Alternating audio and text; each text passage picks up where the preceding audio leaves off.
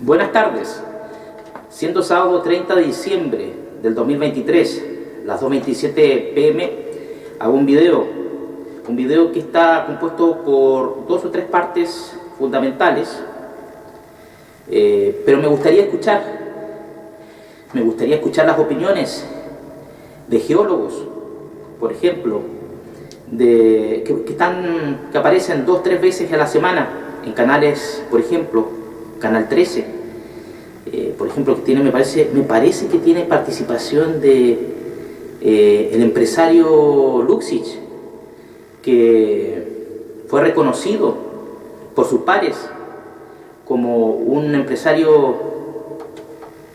que da credibilidad, que da confianza, que me parece que también está metido en explotación, explotación hídrica, en proyectos hídricos, acuíferos. Entonces me gustaría escuchar a los geólogos, por ejemplo, de Canal 13, una opinión.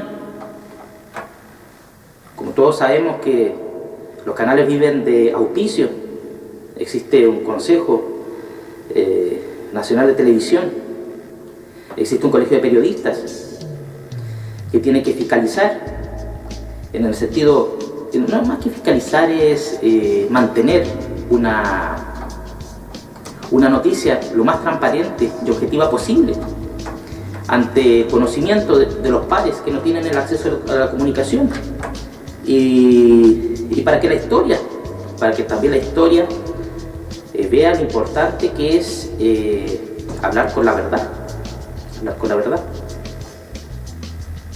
Posiblemente, no lo he visto en otras realidades, quizás en otras naciones, existan denuncias cuando no existe transparencia, cuando existe una noticia falsa, pero no sé si se dé eso en Chile. Hablo de las malas intenciones. Bueno,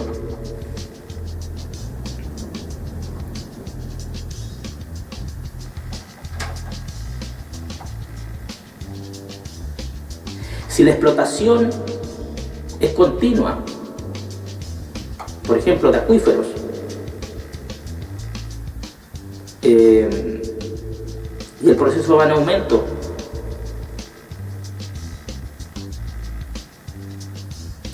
¿las reservas acuíferas hay que explotarlas más o hay que explotarlas menos?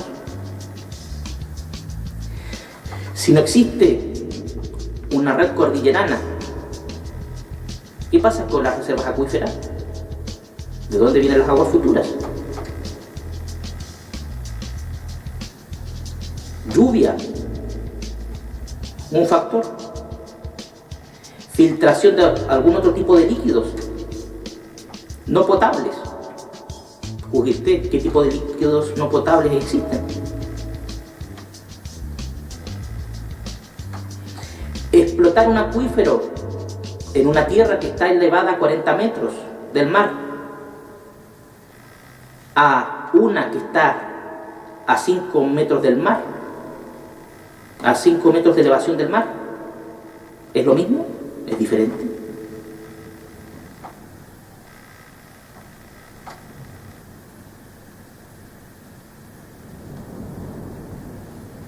Es lo mismo explotar un acuífero en un valle que un acuífero frente a un estrecho.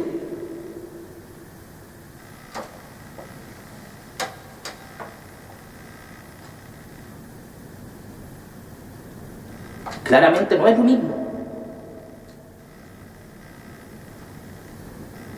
porque un valle es alimentado. ¿Pero por qué es alimentado? ¿Cuáles son las variables que alimentan un valle, el acuífero de un valle?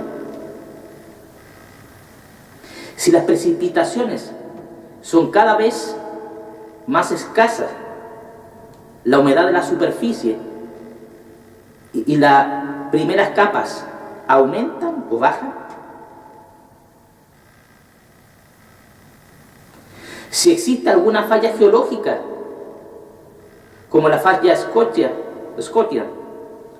o la placa de Nazca, y la falta de humedad y líquido por sobreconsumo, calentamiento global, y existe un sismo o terremoto, la posibilidad de fractura y creación de nuevas aberturas por falta de líquido.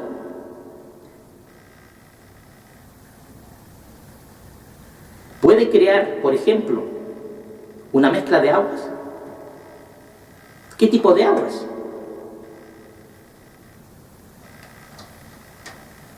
Agua dulce, agua salada. Si coloco una botella de agua con agua adentro, en las profundidades del mar, si coloco una botella de agua vacía, cerrada, al fondo del mar, ¿cuál tiene las mayores probabilidades de explotar antes?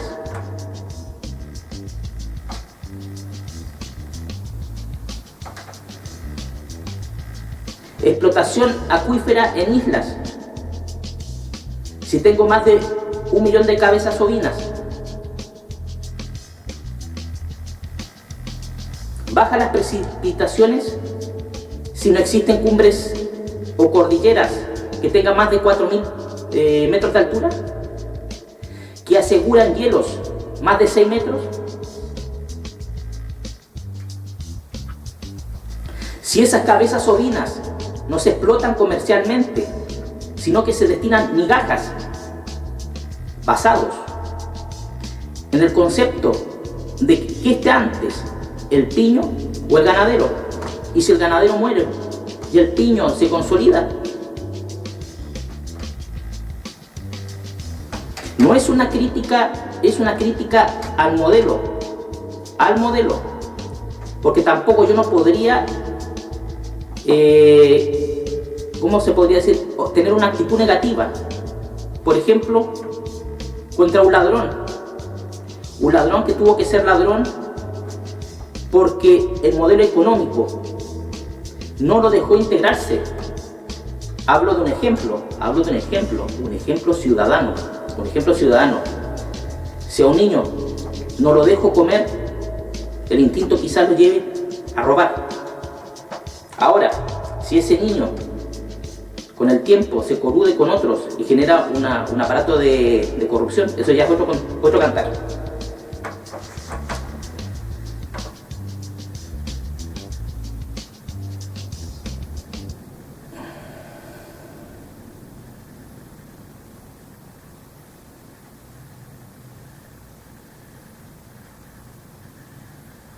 Ya.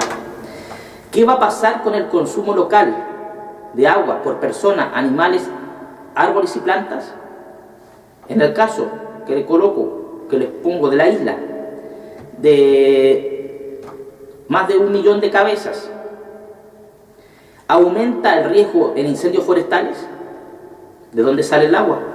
Quizás el agua estuvo ahí, pero si pasan 30, 40, 50, 60 años, ¿existe una variable o no existe una variable? Si pasamos por un proceso de calentamiento global, ¿cambian las variables? Claramente cambian las variables, tanto del consumo de cabeza ovina, proceso de evaporación, proceso de desertificación.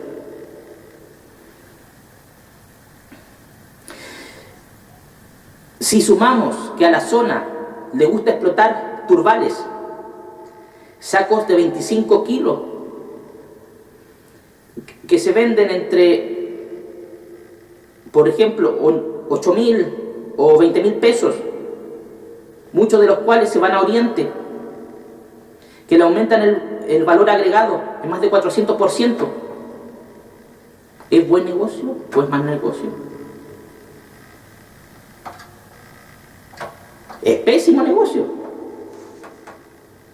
¿O no es pésimo negocio? Depende de qué lado estés. Pero al final del día, tú eres magallánico, eres chileno, eres argentino, eres latino. Falta de turba falta de lluvia, explotación sostenida de acuíferos, falta de montañas elevadas, explotación de aguas casi a nivel del mar, sin un valle que genere dos vertientes de agua que alimenten un centro. Eso es un ejemplo. Políticas de gobiernos existen. Cordero disecado, charqui de cordero, jamón serrano de cordero, quiero decir, cordero secado o deshidratado.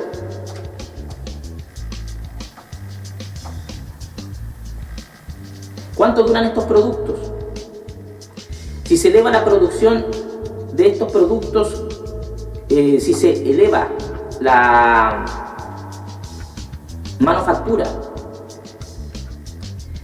de estos productos, ¿qué producen el turismo? Cuando comes un trozo de jamón serrano o charqui, ¿te dan ganas de comer más? ¿Mejora el paladar? ¿Lo puedes presentar en un supermercado o tienda como un agapé? Si se seca la carne, se deshidrata la carne, se ahuma la carne, ¿cuánto más vive la carne sin un proceso de descomposición? Si se empieza a crear una reserva de producción local o zonal de carne enlatada, deshidratada, mezclada, por ejemplo, con porotos o sola, ¿cuánto dura? Entonces se arma un stock anual. Se puede saturar el mercado, baja el precio del producto, se puede crear una reserva nacional, una reserva internacional, se reactiva la mano de obra, pero a la vez, como les he presentado en otros videos, se cambia el paradigma de lo que es el trabajo. Porque yo no puedo creer que la gente, por ejemplo, de la colonia o el pueblo precolombino trabajaban por estaciones, hacían reservas y después tenían otra concepción de la vida, de pensar lo que se hace, más que estar produciendo, destruyendo, y más en paraísos como América. Pero eso, viéndolo fríamente en un modelo económico que no nos beneficia y no beneficia la ecología. ¿Por qué no nos beneficia? Y se lo digo en conceptos generales. Porque es bueno tener un televisor. Los televisores de antes duraban 15, 20 años. O sea, existía otro proceso, un proceso antiguo, en trabajar un metal. Un metal que se trabaja, por ejemplo, por 15, 20 días, hacerlo por 5 o 10 horas. Entonces claramente hay un respeto. La gente puede vivir. ¿Necesito más de un televisor? ¿Necesito cambiar el televisor todos los meses? ¿Todos los años? ¿Quiero decir todos los años? ¿Cada 2 años? No, claramente. Se desvirtuó el modelo. ¿Quién vive en el paraíso? Los americanos, los asiáticos, o los de Medio Oriente, con una integración con los pueblos limítrofes, por ejemplo, terrapuertos, con centrales de almacenamiento zonal, generando pequeñas centrales de manufactura, donde se procesan distintos tipos de alimentos. Terrapuertos, por ejemplo, a 500, 600 kilómetros, haciendo un círculo perimetral, y se van llevando, y se hacen 4 o 5 zonales, se hace una descompresión de productos, una distribución inteligente, está la computación, está la aritmética, se ahorra en transporte, se ahorra en combustible, y cuando yo hablo de transporte es una variable que puede ser manipulada con un valor de precio internacional. Y si me dicen de dónde sale el petróleo, sale de Argentina, principalmente. Entonces, claramente, si me dice que tengo que vivir con una variable de un hidrocarburo que está explotado a, no sé, 10.000, 15.000 kilómetros, con una mano de obra calificada que no se compara al poder adquisitivo o al sueldo de un funcionario de YPF, de Cipetrol. No existe una lógica, no existe lógica. Y además encima existen las variables de intermediarios que juegan con reservas, con impuestos selectivos, claramente. Ya. Claramente la lógica dice que llevar un alimento a 500 kilómetros es distinto a llevar un alimento a más de 10.000 kilómetros. La ecología está primero, y también quitar el paradigma. Ese cordero era cojo, ese tomate no era rojo, sino que era amarillento. Prejuicio alimentario en un planeta donde los recursos, en un planeta cerrado, a eso voy, donde los recursos tienen que administrarse efectivamente, eficientemente, y dar a la tierra tiempo de recuperación para que los animales, la naturaleza, entren en equilibrio y tengan derecho a la vida. Si baja el comercio global internacional, por ejemplo,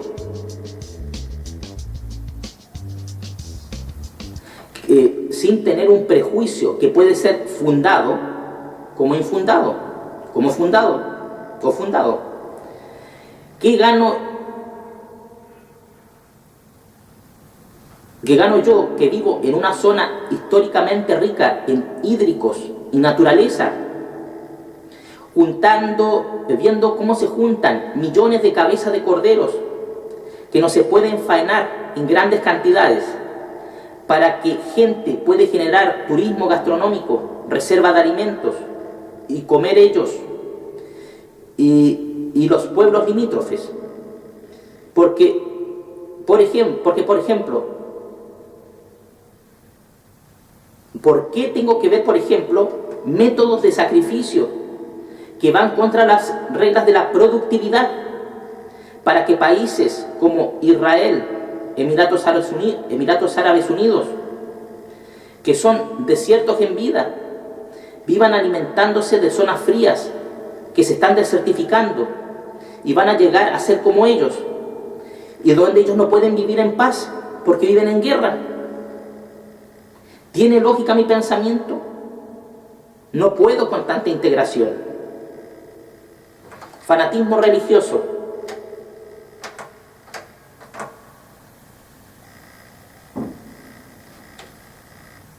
Que vienen a enseñar a vivir, siendo que ellos viven en el desierto y no viven en paz. ¿Ellos son un Egipto? Claramente, hay que revisar la historia. Otro concepto. Cuando pienso en Egipto, pienso en una riqueza diversa. ¿Existía un afán de expandir su conocimiento? Pienso en Argentina, un granero, una bandera que lleva un sol que es venerado en más de un lugar. Entonces, ¿por qué he de sentir envidia contra las ventajas comparativas que tiene Argentina e ir a ser profeta en su tierra? Claramente, para mí, ¿qué dice la economía? ¿Qué dice la tasación? La plusvalía de una propiedad. Si vivo en un barrio, ¿me conviene que mi vecino viva en la miseria? Claramente no me conviene. Me conviene que prospere y que lleve ciertas reglas comunes de convivencia. Pero no le voy a ir a pisar, a poner reglas en su casa. Me basta con que esté bien. Y si hay algún tipo de desacuerdo, lo conversamos y vemos los pros y los contras. Pero yo no tengo por qué rayarle la cancha a mi vecino, ni a vecinos de que están a 4 o 5 cuadras, que no tienen nada que ver conmigo. Ya, a ver. Sigamos. Ya. ¿O estos pueblos quieren alimentarse con riqueza foránea? ¿Qué es primero? ¿El culto al hombre o el culto a la naturaleza y a los elementos de la naturaleza? Si ellos dicen este es mi cuerpo, mi sangre. Entonces, en un sentido lógico, práctico y real de las consecuencias, causa y efecto, por todo esto, cómete al pastor, cómete al obispo, cómete al sacerdote literalmente. Suena loco, irreal. Pero si me están diciendo, si estoy viendo colusión internacional, donde veo que se luchó para separar la religión del Estado, y veo fuerzas armadas que siguen ritos religiosos por sobre conceptos nacionales, naciones que tienen una mezcla precolombina. Claramente, yo no puedo con tanta falta de respeto a la naturaleza y a la ciencia y a los pueblos precolombinos, porque yo literalmente como productos que vienen de la tierra, que crecen bajo variables de elementos o fenómenos que han sido reverenciados a lo largo de la historia, por ejemplo, por pueblos americanos precolombinos. Si como animales les presento respeto, como el culto al de los pueblos, como el culto que presentaban los pueblos nativos norteamericanos, o el culto que presentaban los dioses, los egipcios a los dioses, como el culto al dios Apis. Entonces, si eres cordero o representas al cordero, te mueres como el cordero. Los haitianos comen carne humana. Lógica, viven con los pies en la tierra. El fanatismo está destruyendo el planeta, y el planeta nos alimenta y está primero. Obsolescencia programada. Pueblos desérticos que no supieron construir en piedra, no tuvieron disciplina para cambiar una realidad. Científicos prestigiosos que están llamando a escapar del planeta, más que encontrar soluciones. Son científicos y que a la vez siguen doctrinas o pensamientos religiosos. Vida pública, vida privada. Un científico es científico si tiene una visión no evolutiva de controlar variables de la naturaleza. No es científico. No se puede ser fanático religioso y científico. No se puede ser fanático religioso y militar. No se puede ser servidor público y fanático religioso, porque las variables se conjugan. Si el gobierno financia científicos, los científicos tienen que darle variables para que se encuentren soluciones. Si el gobierno financia militares, tienen que defender soberanías antes de crear finales apocalípticos o obsolescencia programada. Bueno, eso sería todo por el momento. Como ven, era más de un punto. Aguas, explotación de aguas. ¿Todas las realidades de explotación de aguas son iguales? Iguales no son iguales. Segundo, explotación de alimentos o de animales, reservas, tipos de alimentos, stock que baja precio, riesgo país, conceptos básicos. Y el concepto, bueno, ahí toqué como 3 o 4 puntos más, pero el otro es ciencia, religión, gobierno. Lo dejo hasta ahí, usted juzgue qué le sirve y qué no le sirve, pero claramente hay que vivir con los pies en la tierra, y si usted cree en pajaritos, cosa de usted, pero yo no puedo mezclar pajaritos con que la tierra se está secando, se están muriendo animales, se están muriendo plantas, árboles, se están sembrando árboles con proporciones irreales, en un modelo que cada vez tiene más, en un planeta que cada vez tiene más temperatura. Entonces, si un presidente, un organismo ecológico o que se encarga de la administración, quiero decir, de la supervigilancia, de que se cumplan procesos que no vayan contra la seguridad nacional en distintos ámbitos, ecológico, ciudadano, que ganan sueldos que van 3, 4 millones de pesos al mes, con posgrados en el extranjero, y que no sepan que si yo a un niño, si yo a un árbol le doy poca agua, ¿qué tipo de formación va a tener ese árbol? Bueno, hasta aquí dejo este video.